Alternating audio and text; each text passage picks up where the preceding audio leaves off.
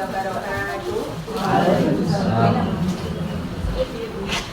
Yang terhormat Ibu Kepala Sekolah Ismi Rohmatul Jannah SPD LPD, yang kami hormati narasumber kita yaitu Ibu Kusnawati SOSI serta Bapak Ibu Guru SMP Negeri 3 Manis Renggo yang berbahagia. Marilah acara pengimbasan pemaparan 7 jurus BK hebat segera kita mulai. Namun sebelumnya, marilah kita buka bersama-sama dengan membacakan basmalah. Bismillahirrahmanirrahim. Dan mengingat waktu, langsung saja ke acara inti, yaitu pemaparan dari Ibu Kusnawati SOSI tentang pemaparan 7 jurus BK hebat mewujudkan guru dan siswa hebat melalui layanan BK. Kepada Ibu Kusnawati SOSI kami persilakan.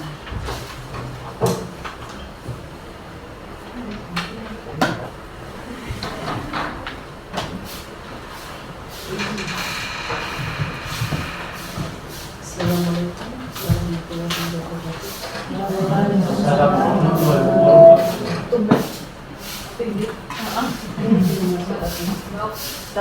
warahmatullahi wabarakatuh. Assalamualaikum warahmatullahi wabarakatuh.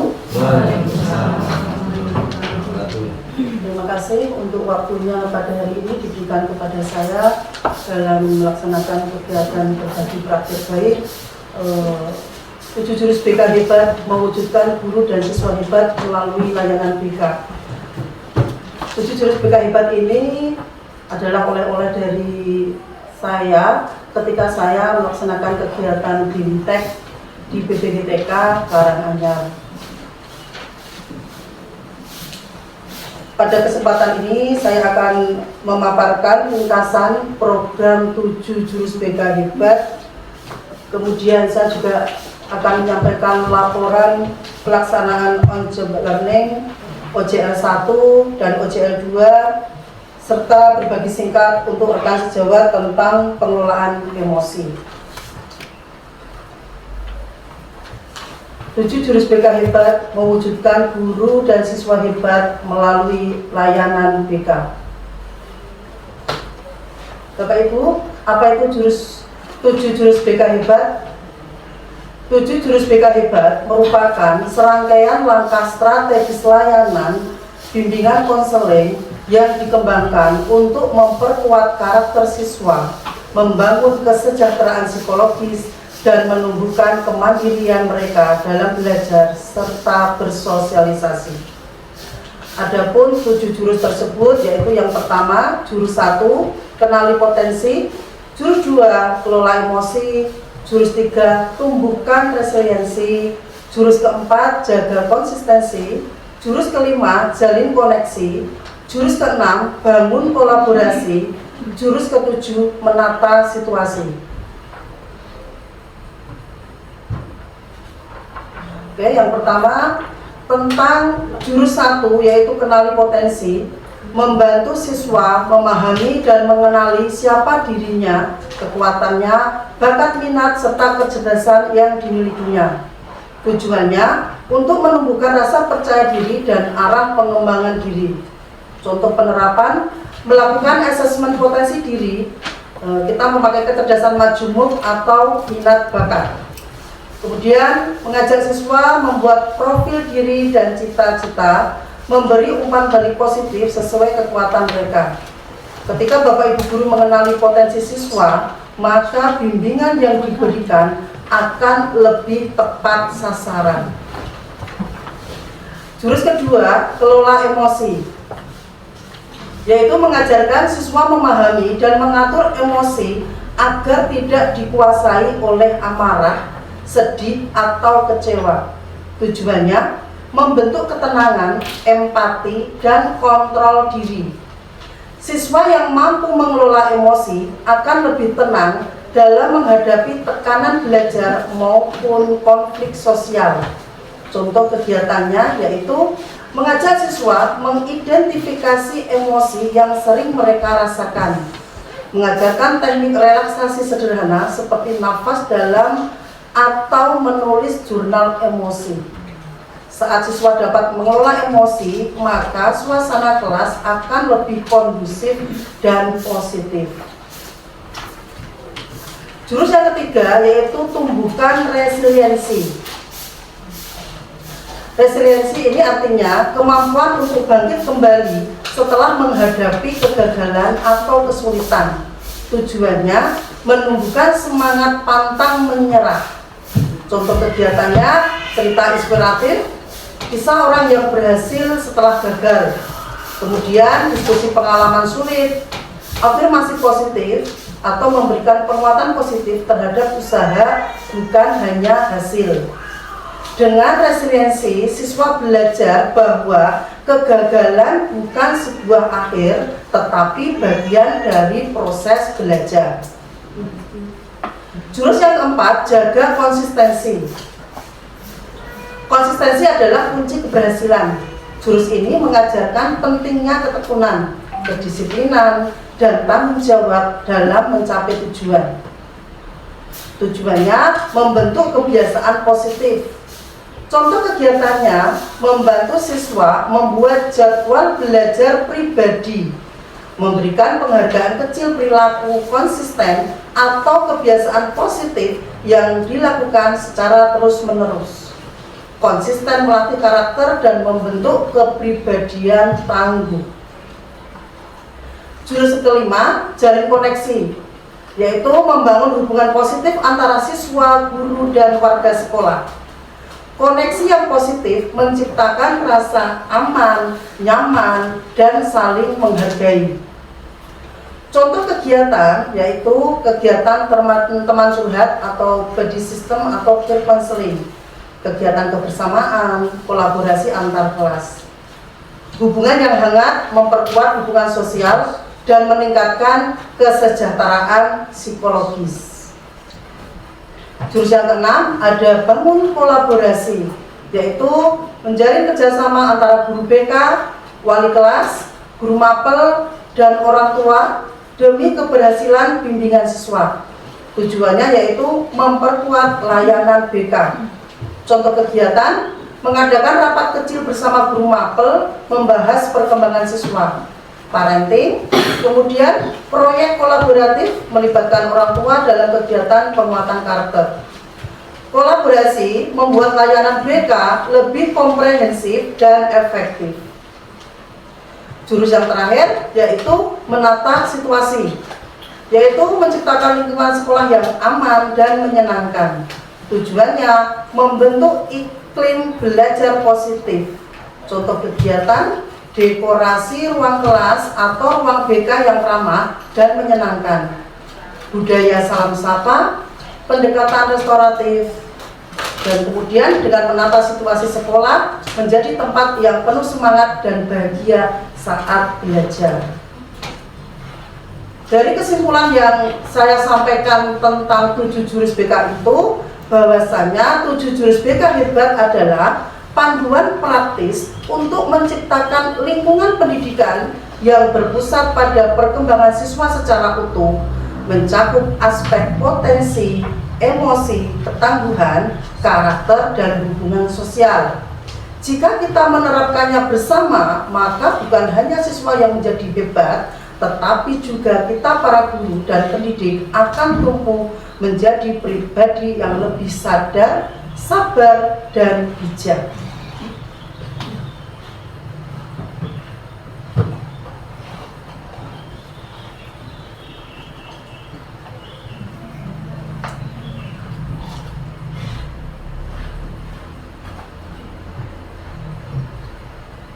Bapak Ibu, sebelum kita menginjak kegiatan berikutnya, saya ingin mengajak Bapak Ibu bermain kertas emosi. Pak Des, bisa minta tolong Pak untuk dibagikan? Satu-satu? Iya, satu-satu.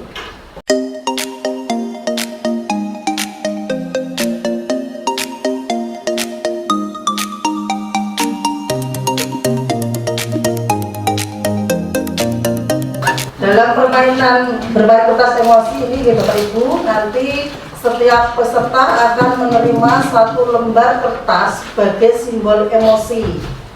Kemudian saya akan membacakan sebuah cerita. Nanti peserta dengan semuanya diminta untuk merespon cerita tersebut melalui kertas. Jika merasa senang, kertas dapat diusap.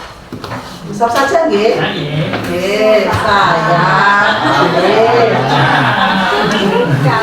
Jika merasa kesal, kertas dapat diremas. Monggo mungkin sakit diremas, mantel, sebel seperti itu.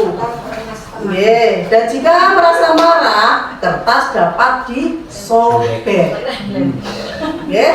Kalau tadi yang pertama senang diusap, kalau kesal diremas kertasnya nggih. Ampun rencang sampingnya. Nggih, oke. Nggih, kalau marah nanti kertasnya dirobek.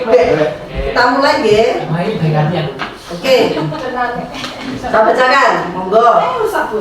Pagi itu, Bapak Ibu guru berangkat ke sekolah mengendarai sepeda motor. Bahan ajar yang sudah disiapkan rapi digantungkan di motor.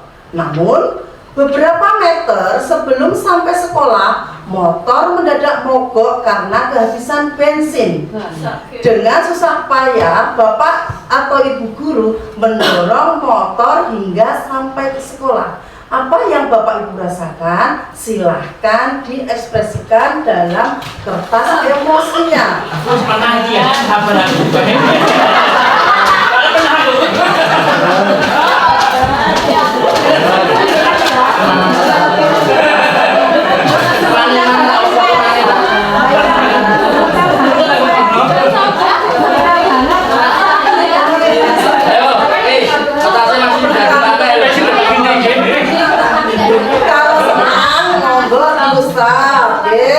Seperti itu. Kalau biasanya aku dadak.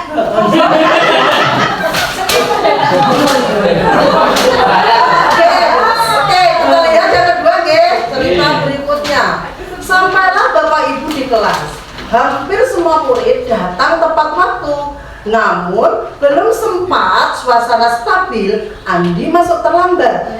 Ia hanya menunduk sambil berkata, "Maaf Bu, Pak, saya telat." Apa ekspresi?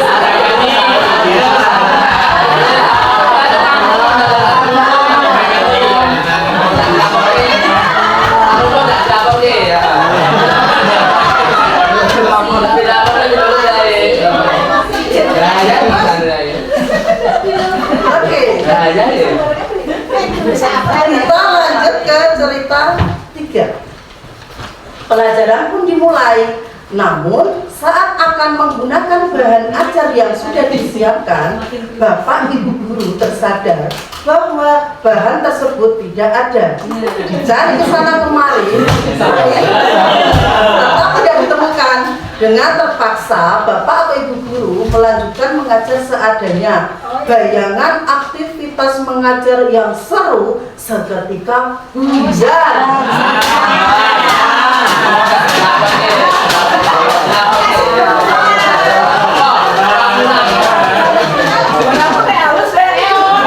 Jujur seperti ketika mengalami hal tersebut.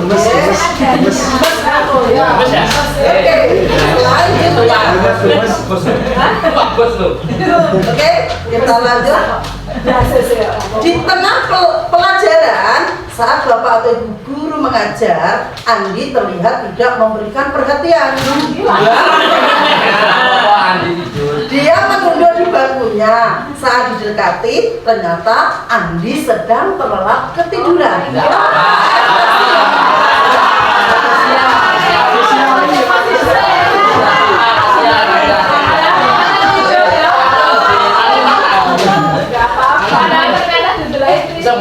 Baik sekarang kita 8 semua ini.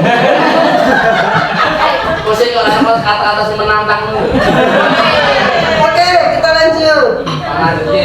Tak lama kemudian ada seorang bapak mengetuk pintu kelas. Bapak atau ibu membuka pintu dan menghampirinya. Bapak itu berkata, maaf, saya pamannya Andi. Sebetulnya Andi sudah 3 hari di rumah sakit karena menunggu ayahnya yang sedang sakit. Meskipun tidur, tapi Andi maksa selalu ingin sekolah karena tidak mau ketinggalan pelajaran. Sekarang saya izin mau jemput Andi karena ayahnya masuk ICU.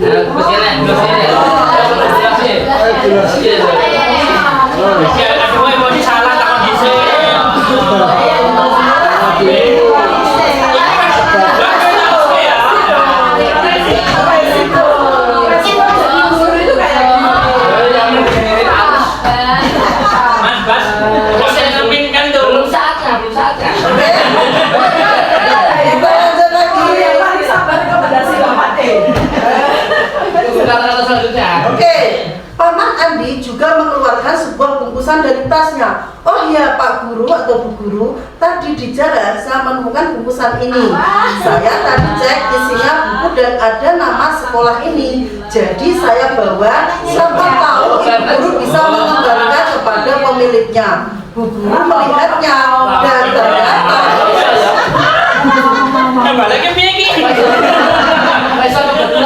dan ternyata itu adalah bahan ajarnya yang tadi dia cari-cari. Andi dan pamannya pun berpamitan.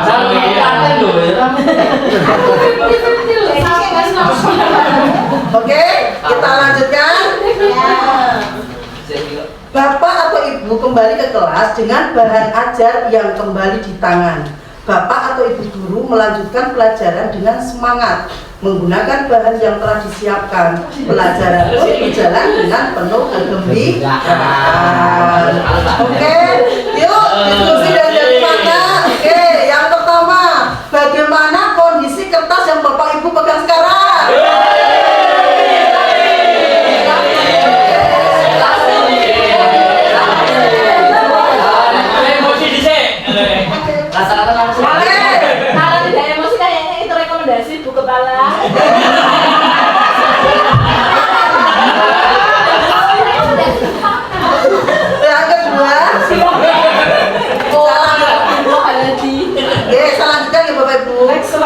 Yang kedua, apakah ibu bapak merasa menyesal dengan apa yang sudah dilakukan pada kertas?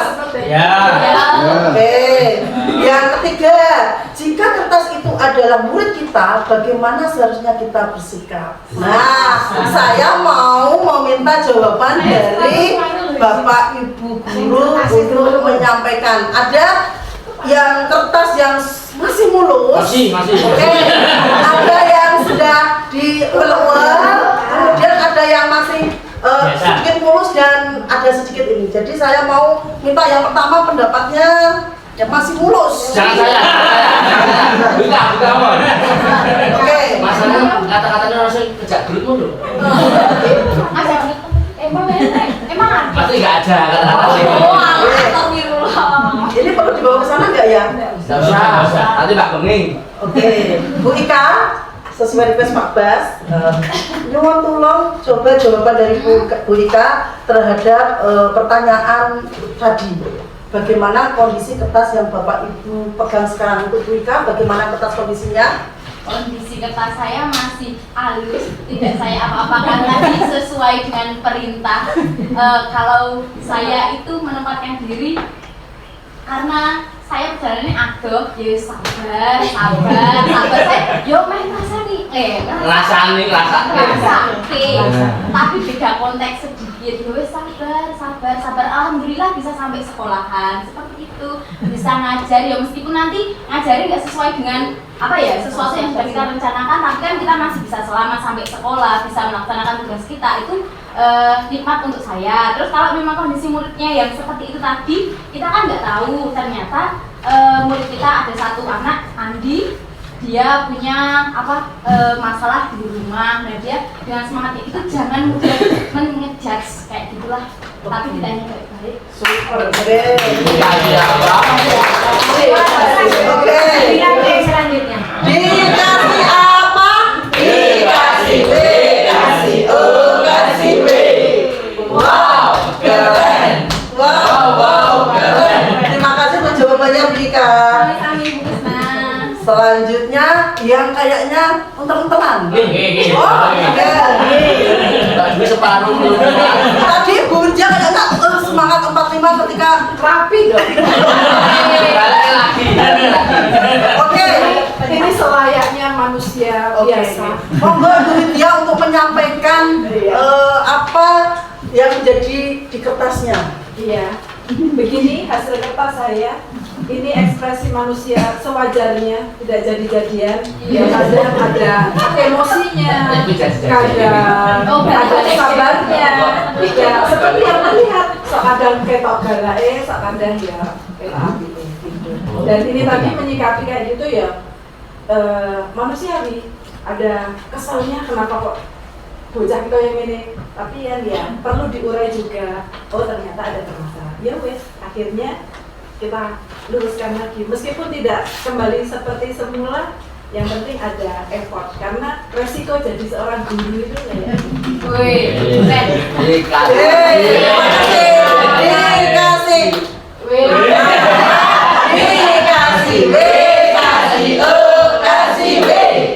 Wow, keren. Wow, keren. Monggo Ibu Kepala Sekolah.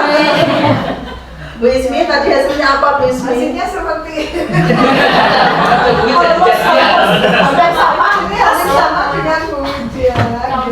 Kalau melihat dari kasus yang ada, yang paling saya agak mangkel, agak jengkel itu tadi terlambat tadi loh.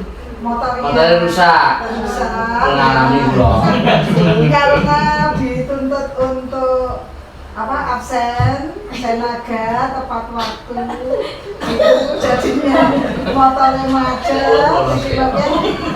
berbagai macam harus nambah atau bagaimana dikejar waktu itu. Kemudian juga planning waktu kita kan jam berapa sampai jam berapa sudah ada kegiatan yang padat, sehingga manusiawi saya memang agak emosi ya, emosi melihat itu karena harus tepat waktu datang ke sekolah. Itu yang paling utama. Untuk masalah kasus yang lain, insya Allah mencoba untuk bersabar, mengerti dengan keadaan siswa, terus ya kita paling tidak memang pendekatan dengan siswa itu perlu sekali, karena dengan pendekatan sosial emosional itu anak juga kadang ada yang anak itu emosian. Kalau kita dekati dengan emosian justru malah akan menjadi api yang besar. Tetapi kalau emosi kita dekati dengan di sanjungnya pendekatan, salah nanti akan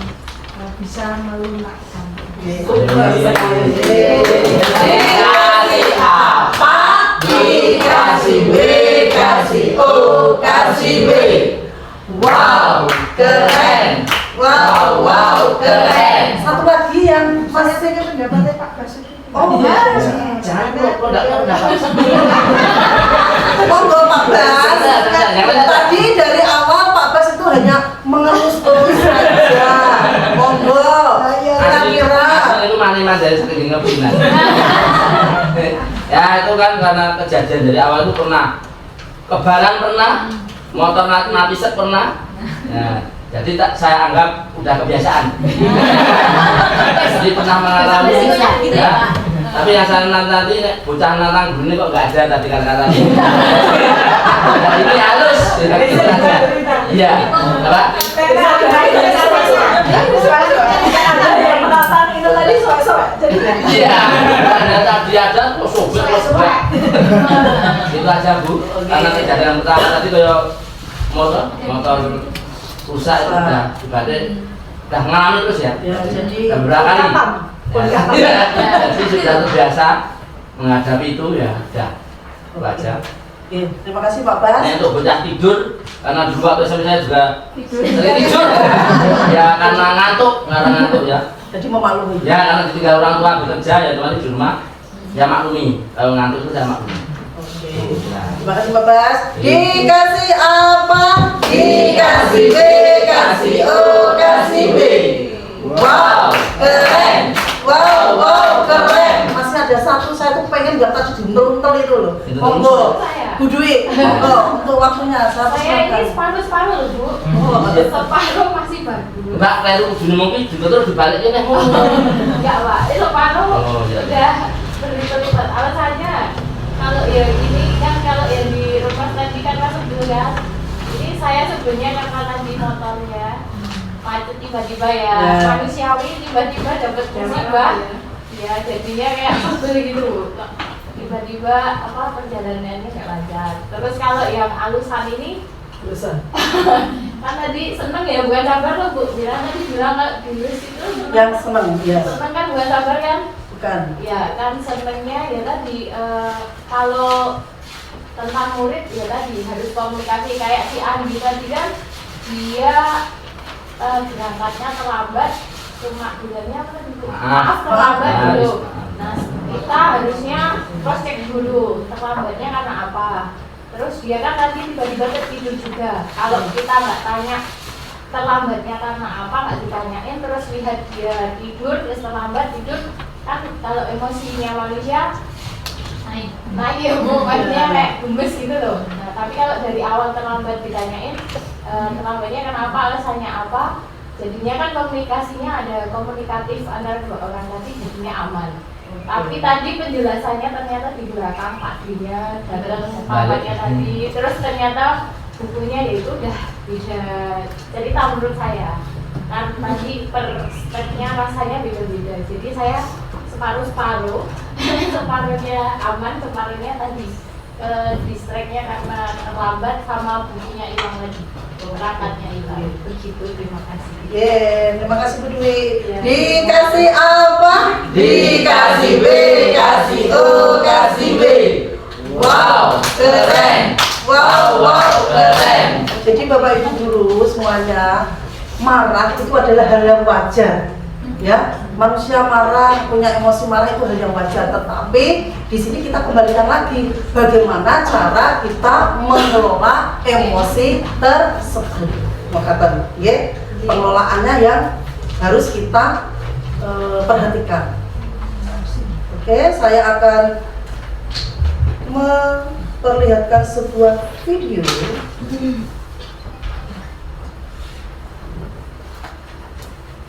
We're using whiteboards every day to transform the way we bring videos to life. As a fully remote agency, whiteboards let us collaborate in real time. Sebagai mahasiswa baru, Dudi masih menikmati suasana baru. Di hari yang indah, pagi yang cerah, Dudi jalan ke kampus dengan sumringah. Tiba-tiba ada motor lewat genangan air dan menciprat Dudi. Pagi yang cerah jadi penuh amarah. Untung ada WA. Mama baru transfer uang bulanan. Biar basah, saldo bertambah. Dudi buka sosmed sekalian. Baca postingan nyinyirin tim sepak bolanya ya Kek. Sebagai penggemar setia, ia wajib komen. Di kelas ada kabar, dosen berhalangan hadir. Dudi pun melipir ke kantin Mak Ohir. Di kantin, Dudi antri. Ternyata ada Susi, kecengan Dudi. Dengan heroik, Dudi menggerakkan Susi. Tapi pas di kasir, Dudi sadar dompetnya ketinggalan di kosan. Itulah cerita Dudi hari ini. Peristiwa datang dan pergi, emosi silih berganti.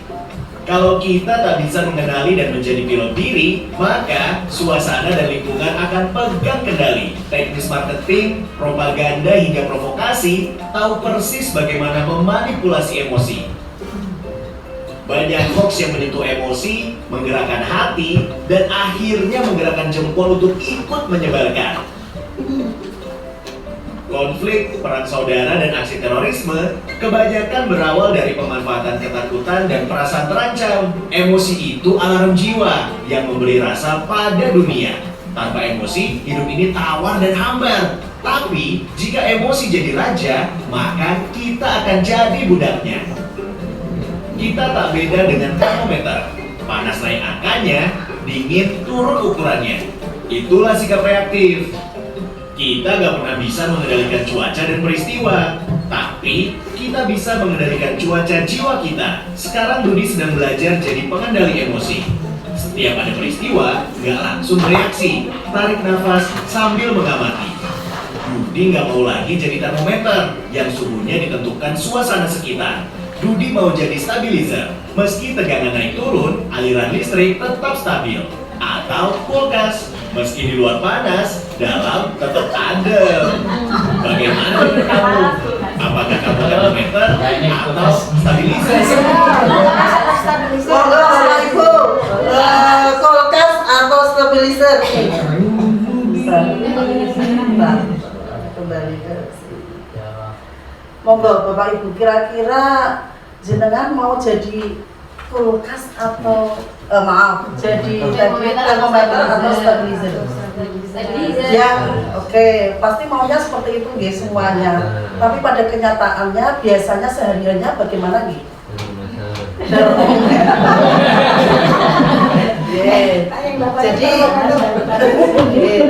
Jadi kita itu tidak bisa meminta emosi yang mana yang datang kepada diri kita. Tetapi di situ ketika emosi datang pada diri kita, kita itu hanya mampu untuk mengelolanya, mengendalikannya. Ya, karena kalau kita tidak mengendalikannya, maka emosi itu akan berlebihan sehingga ketika kita berada di dalam kelas dengan kondisi seperti itu, maka kondisi kelas tidak akan kondusif.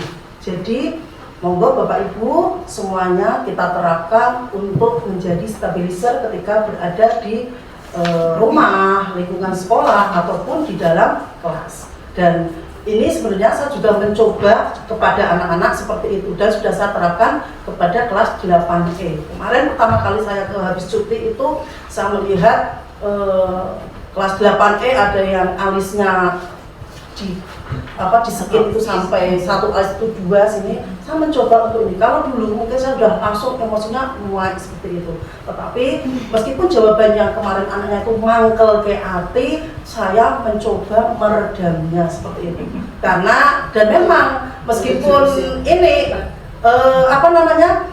itu juga kita juga akan merasakan diri kita sendiri bagaimana efek dari kita mengelola emosi tersebut. Kalau dulu langsung kepala nyut-nyutan ketika kita marah, ya, tapi ketika kita bisa mengelolanya, maka diri kita itu badan pun tidak seperti kemarin waktu tidak bisa menahan emosi. Ngoten Ibu Bapak Ibu, itu mungkin sedikit dari pengalaman saya. Monggo nanti bisa diterapkan di sekolah. Oke, sekarang saya akan menyampaikan, maaf, itu ilmu yang cukup tinggi ya, Iya. Sabarnya ada ini enggak? Ada tips? Ya, Tips gimana? skill Untuk kita menjaga. lihat ini sebentar, ini ada mengendalikan diri dengan memahami otak kita, ya kita lihat di sini, geng. Nah, oke. Nah, saya bacakan, geng. Sebagai guru, kita tidak hanya mengajar akademik, tetapi juga memberi teladan dalam mengelola emosi. Seringkali tantangan terbesar bukan materi pelajaran, melainkan bagaimana kita mengendalikan diri saat menghadapi perilaku siswa. Itu biasanya tantangannya, ya Bapak Ibu. Kita lihat di sini saya akan memperkenalkan tentang mengendalikan otak kita, yaitu ada 3 bagian penting otak manusia. Mungkin Bapak Ibu sudah pernah ada yang sebagian tahu ini tentang otak reptil yang kita sebutnya dia dinosaurus atau pusat insting bertahan hidup. Kemudian ada otak limbik atau bisa kita sebut dengan kucing untuk biar lebih mudah memahami, yaitu dia pusat emosi dan ingatan. Yang ketiga ada otak neokortek atau kita sebut profesor, pusat berpikir rasional dan pengendalian diri. Oke, yang pertama saya jelaskan di sini. Otak reptil atau reptilian brain disebut otak dinosaurus, mengatur insting bertahan hidup seperti makan, tidur, menyerang, atau melarikan diri. Ketika ada ancaman, misalnya siswa menantang, seperti tadi yang diharapkan oleh Pak Basuki, atau situasi stres, otak ini akan langsung aktif, ya, otak reptil atau disebut tadi dinosaurus. Ia bereaksi otomatis tanpa berpikir panjang seperti refleks langsung. Nah, tuh. Yang kedua, sebelum maaf ngasih lanjutan ini, ibarat dinosaurus yang besar dan cepat bereaksi, ya, otak ini tadi. Kemudian ketika otak ini memimpin, kita bisa spontan marah membentak atau menegur tanpa pikir panjang. Ya, Bapak Ibu, ini otak reptil, jadi dia bisa spontan. Kalau Bapak Ibu, kalau di kelas ada siswa yang mungkin melakukan sebuah kesalahan, kemudian Bapak Ibu kemudian tiba-tiba marah, membentak atau menegur tanpa pikir panjang, maka otak reptil ini yang sedang bekerja. Yang kedua ada otak limbik atau emotional brain. Kita sebut dia sebagai otak kucing ya Bapak Ibu, biar kita mudah untuk mengenalnya. Dikenal sebagai otak kucing, yaitu mengatur perasaan dan emosi, marah, takut, senang, sedih. Karena itu adalah emosi manusia, terdiri dari seperti itu pada dasarnya emosi dasar manusia, marah, takut, senang, sedih. Saat merasa kecewa, cemas, tersinggung, bagian limbik ini sedang aktif. Di sini terdapat yang namanya amigdala, yaitu pengatur respon marah atau takut di otak limbik ini. Kalau amigdala terlalu aktif, pikiran rasional tertutup. Kita tidak berpikir jernih, hanya merasa terancam dan ingin bereaksi cepat. Itu kalau otak limbik. Yang ketiga ada otak neokortex atau thinking brain, dikenal sebagai otak profesor. Berfungsi untuk berpikir logis, mengambil keputusan, dan mengendalikan emosi. Ini yang membuat kita berpikir, oke, saya marah, tapi saya harus bicara baik-baik dengan siswa. Ini yang tadi saya katakan ketika saya menghadapi 8I. Di hati saya mengatakan, oke, saya marah, tapi saya harus bicara baik-baik dengan dia, seperti itu. Tujuannya, yaitu dari tujuan pengendalian diri adalah menjaga agar si profesor tetap aktif. Katakan. Kemudian ini ada, mungkin tadi Bapak Ibu tipsnya, kita mencoba untuk memakai dari konsep Dr. Daniel Siegel. Apa itu? Bahasa namanya Inggris, jadi saya mungkin ilat Jawa mungkin agak kesulitan. Pak Bas mungkin bisa membacakan nama dokter tersebut Pak Bas dan konsepnya coba.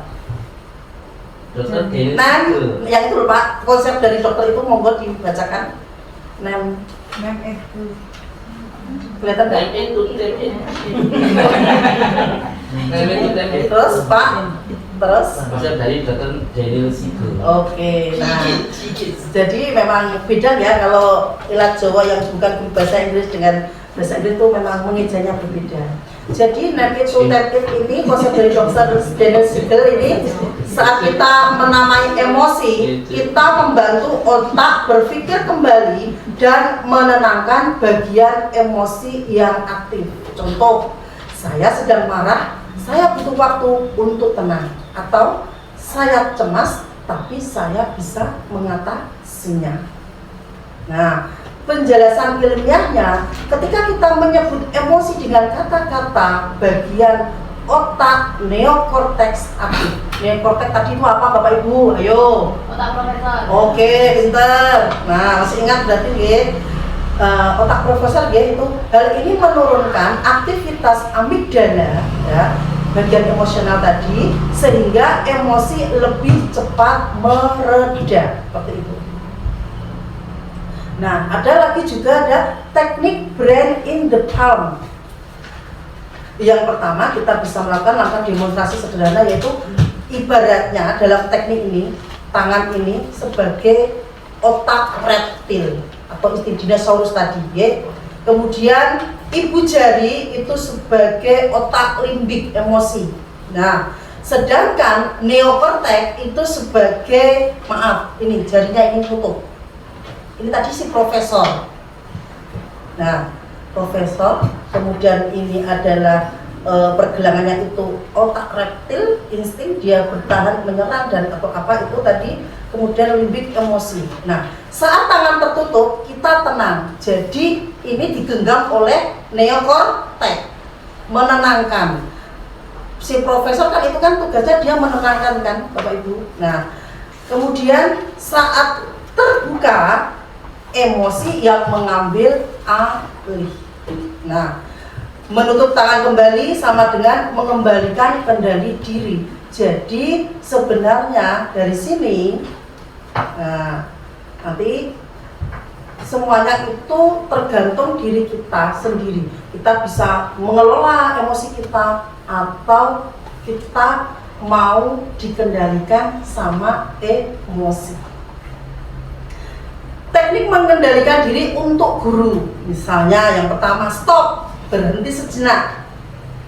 Sadari sinyal tubuh, nafas cepat, dada panas, tangan gemetar, mungkin ketika menghadapi kelas 8E. 8E lagi. Karena saya kemarin juga melihat ada seorang guru yang ketika dia menghadapi anak tersebut, saya lihat ada nafas cepat, ada emosi yang ini seperti itu, pertanda dia sedang tubuhnya tidak baik-baik saja. Maka apa yang kita lakukan? Berhenti sejenak, seperti itu ya. Kemudian name it, sebutkan emosinya. Saya sedang kesal, saya sedang cemas. Kamu tahu tidak? Saya ini sedang kesal. Misalkan seperti itu. Kalau saya sama siswa itu sedang kesal sama kamu, misalkan seperti itu. Keluarkan itu. Jadi nanti itu akan mengurangi dari emosi kita. Name it, kemudian tenangkan diri. Tarik nafas dalam dan hembus perlahan. Ambil posisi yang menenangkan. Misalkan Bapak Ibu guru pada saat itu di kelas sedang emosi, duduklah. Jangan terus berdiri. Duduk, kemudian kita tenangkan, tarik nafas dalam dan hembus perlahan. Nah, seperti itu. Kemudian pilih respon terbaik. Cus, apa itu? Cus. Ya. Pilih respon terbaik. Nah, pilih respon terbaik Bapak Ibu, baru ambil keputusan atau bicara setelah tenang. Jadi kita ketika sudah tenang, maka kita bisa memilih kata yang ingin dikeluarkan. Kalau kata yang kita ingin keluarkan kok sebelum kita tenang itu nanti sama saja yang keluar dengan seperti apa siswa yang dikeluarkan. Siswa biasanya kan kaki 4 itu pun keluar juga seperti itu ketika mereka sedang emosi. Seperti itu, kaki 4 yang berawalan mungkin A, seperti itu. Atau mungkin yang sedang lompat-lompat di pohon kelapa yang berawalan B, seperti itu ya. Itu yang sering dan memang ini pun sudah saya terapkan terus terang. Saya sama Mas Eko Prasetyo dulu di kelas 7, saya kan bukan BK-nya, saya mendapatkan 8E, Mas Eko itu. Saya kan mendapatkan informasi dari Bu Anita karena dia seperti apa keluarganya. Jadi ketika saya mendapatkan informasi itu, saya pun sama dia, saya tidak pernah memakai emosi. Kalau saya memakai emosi, maka dia akan menjadi satu tingkat dari emosi yang saya keluarkan. Dan itu terbukti oleh guru. Ketika guru itu dengan nada yang emosi yang ini, dia pun semakin naik. Saya pernah memberikan sedikit masukan kepada guru tersebut, coba kalau menghadapi anak itu dengan tenang.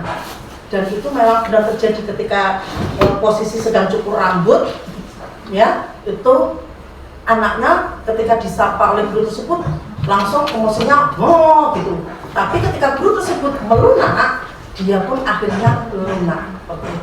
Nah, ngoten ya Bapak Ibu, itu teknik mengendalikan. Nah, kesimpulannya, kendalikan diri dimulai dari memahami cara kerja otak kita. Kalau reptil tadi insting bereaksi cepat, limbik emosi, merasakan dan mengingat. Neokortex atau rasional berpikir dan mengendalikan. Dengan menamai emosi dan menggunakan teknik brain in the palm, kita bisa tetap tenang dan bijak menghadapi situasi sulit. Jadi Bapak Ibu guru semuanya ingin dikendalikan emosi atau mengendalikan emosi. Nah, oke, besok pagi kita terapkan ke siswa ya Bapak Ibu. Meskipun di sini pengen mungkin naik turun nafasnya, jantungnya atau bagaimana perasaannya kepada siswa. Begitu Bapak Ibu. Nah, ini yang saya sampaikan kepada Bapak Ibu semuanya tentang mengendalikan diri seperti itu. Tetapi di sini saya juga ingin menyampaikan bahwasanya saya sudah melaksanakan kegiatan pemaparan on job learning OJL 1 dan 2, yaitu di sini kelas yang saya ambil ada kelas 9B, kebetulan adalah saya sebagai wali kelasnya, dan saya ambil jurus 1 yaitu kenali potensi dan kelola emosi. Seperti itu. Jadi di sini di jurus 1 kenali potensi ini saya mengajak kelas 9B untuk mengetahui mengenali potensi minat bakat yang mereka punyai, apa yang ada di dalam diri mereka dengan aplikasi Pinter ID. Di situ nanti akan dilihatkan kecerdasan apa yang mereka miliki. Di sini kami memakai kecerdasan majemuk atau multiple intelligence. Ada 8 kecerdasan majemuk seperti itu. Selanjutnya, dari hasil dan temuan OJL 1 saya di kelas 9B, banyak siswa yang memiliki kecerdasan dominan, intrapersonal, logika matematis, dan musikal. Siswa mulai menyadari kelebihan dan potensi dirinya. Terjadi peningkatan rasa percaya diri dan kesadaran diri. Ini adalah foto kegiatan yang kami lakukan. Kemudian ini adalah hasil asesmen kecerdasan majemuk. Ada intrapersonal, kemudian ada matematika, ini interpersonal juga ada. Nah, ini dari 32 anak itu hasil tes kecerdasan majemuknya berbeda-beda, tetapi kelas 9B lebih banyak intrapersonal. Kemudian ini adalah kami juga melakukan lembar refleksi siswa. Jadi ketika mereka mengetahui apa toh kecerdasan dominan yang mereka miliki, maka mereka bisa melakukan pengembangan apa yang akan mereka lakukan di masa depan. Kemudian untuk OJL 2 saya mengambil jurus 2 yaitu kelola emosi. Tujuannya adalah melatih siswa mengenali dan mengelola emosi dengan positif. Ya, karena saya memberikan pengenalan emosi dasar kepada siswa. Siswa mampu menamai emosi yang dirasakan, dan itu tem it, namai dan kenali tadi yang sudah saya sampaikan ke Bapak Ibu guru semuanya. Juga meningkatnya kemampuan menahan diri saat emosi. Siswa mampu menenangkan diri dan berpikir sebelum bereaksi. Kemudian ini adalah kegiatan siswa, yaitu ketika mengerjakan dari LKPD yang saya berikan. Ini adalah LKPD peta emosinya. Nah, manfaat bagi guru dan sekolah. Jadi ketika kita menerapkan 7 jurus BK Hebat ini, guru memahami karakter dan potensi siswa secara mendalam, meningkatkan iklim kelas yang positif dan empatik, membantu siswa menjadi lebih percaya diri dan terkendali secara emosional. Penutup, melalui OJL 1 dan OJL 2, siswa belajar mengenali potensi dan mengelola emosi. Program 7 jurus BK Hebat menjadi sarana efektif membentuk generasi yang sadar diri, empatik, dan mampu menata emosi secara positif.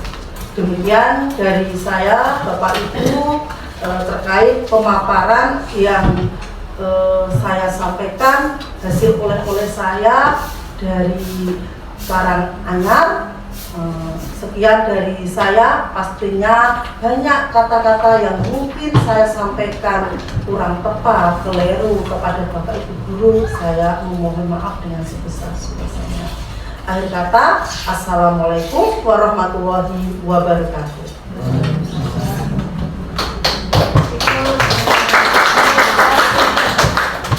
Dikasih apa? Dikasih B, kasih O, kasih W. Wow, keren. Wow, keren. Mbak, hanya sedikit B. ya. Yang kelas 9B tadi dilaksanakan, kira-kira hasil yang didapat sudah ada belum? Hasil Yang 9B yang dengan Hasil akhirnya apa? Hasil refleksinya. Iya, hasil refleksi dari kelas 2D yang bagus banget ini. Kemarin kan memang refleksinya kan saya taruh di kertas di AKPD ini, Bu. Jadi memang untuk saat ini terus terang ini kemarin saya tidak saya bawa ini karena ketinggalan di rumah untuk refleksinya. Cuma dari situ anak jadi mengetahui bagaimana mereka ketika punya emosi itu mereka bisa mengendalikannya. Seperti itu, nggih. Bagus sekali, Miss. Ini andai kata ini, jangan hanya berhenti sampai di sini OJT saja, tapi ini bisa diterapkan di semua kelas, Nggih, di itu sekolah kita. Itu ending akhirnya nanti kan PBB, jadi apa dengan pola pikir bertumbuh, ya mindsetnya grow mindset kita akan menuju ke sana dan nanti saya rasa kalau semua ini nanti bisa diterapkan di kelas 7, 8, 9 semuanya, visi kita akan bisa berubah. rencana memang akan kita terapkan ke semua Saya yakin percaya. ya, tapi memang ini kan baru beberapa kelas, jadi memang belum semuanya. Ya, ya, Karena karena untuk OJT kan tidak belum semuanya. Iya, Ini iya. baru. Visi kita Karakter, mandiri, berwawasan lingkungan.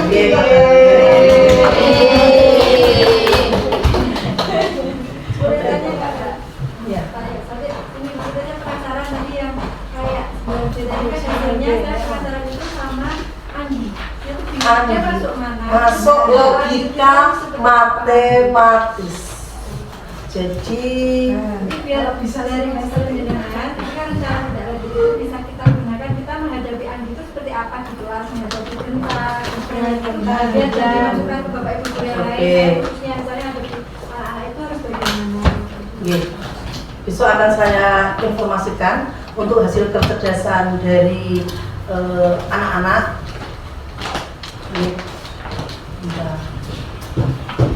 Ini untuk anak-anak ini tadi Mas Anggi itu kemarin itu masuknya ke logika matematika dia.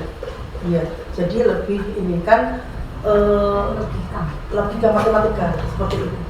Untuk yang gentar dan yang lainnya yang aktif-aktif itu masuknya ke intrapersonal. Jadi triknya kan sudah tahu ada seperti itu. Ya.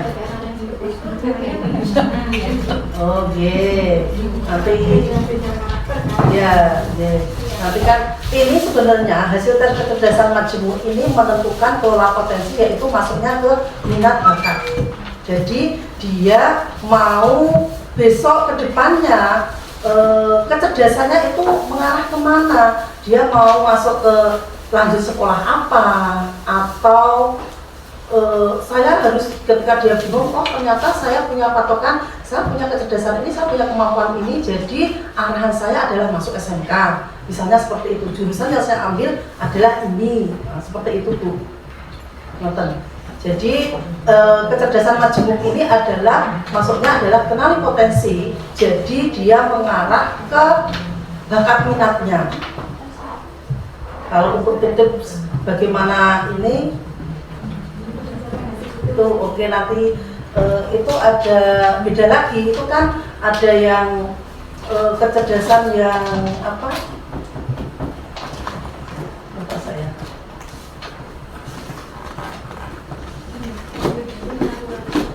Ya, itu yang ada kan ya.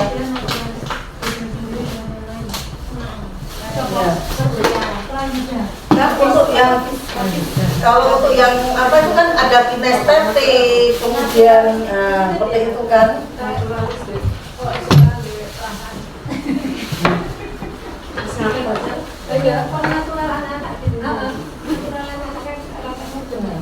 Beda-beda memang itu ininya. Jadi kecerdasan itu nanti sebenarnya ini ada banyak, cuma kan kita mengambil yang saya mengambil yang kecerdasan majemuk. Besok mungkin kapan-kapan saya bisa share lagi atau bisa berbagi lagi terkait dengan 7 jurus BK ini. Karena sebenarnya masih banyak Ini kan kami memang hanya diminta dari BPKTK salah 2 dari 7 jurus BK tersebut, seperti itu. Dan saya untuk kenali potensi itu pun saya hanya fokus ke untuk yang kenali potensi yang kecerdasan majemuk, seperti itu. Nah, ini terutama untuk 8E. 8E Bu. Untuk dipetakan seperti ini Bu. Iya, perlu. Ya, Jadi biar kita siap-siap dengan ibadah yang bagus. Bagi-bagi. kemarin tadi harusnya 8D memang ini, tapi karena tadi ada urusan tidak jadi untuk memetakan seperti itu. Mungkin minggu depan akan saya tidak lanjuti untuk sebagai rencana tindak lanjut saya seperti itu. Makasih Bu. Matur nuwun. Ya.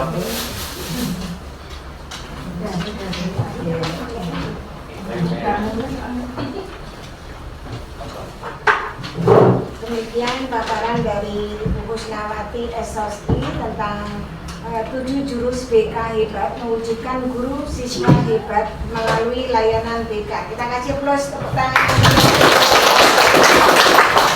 Dan ternyata ini tadi bagus sekali, mengenal sekali untuk pengelolaan emosi. Ini kalau untuk kita memang bagus ya, pengelolaan emosi sangat perlu sekali. Namun bagaimana dengan siswa kita yang sudah guru-guru sudah mulai mau melatih emosi ya, mengelola emosi. Tapi sebaiknya siswa juga dikasih pengertian juga. Nanti kita udah harus mulai sabar, jelas lo kertasnya tadi ya Bapak. Tapi siswanya masih menjaga. Mungkin tetap tadi manusia ada batasnya, kan? Kesabaran manusia ada batasnya, kata-kata kita ketika udah emosi sekali tadi ya. Nah, jadi itu. Ya semoga nanti seperti tadi sasaran yang terakhir dapat menjadi sarana efektif membentuk generasi yang sadar diri, empatik, dan mampu menata secara apa itu? Menata emosi secara demikian paparan dari Bu Kusnawati, dan marilah kegiatan berbagi praktek baik pada siang hari ini kita tutup bersama-sama dengan membaca hamdalah. Alhamdulillah. Wassalamualaikum warahmatullahi wabarakatuh.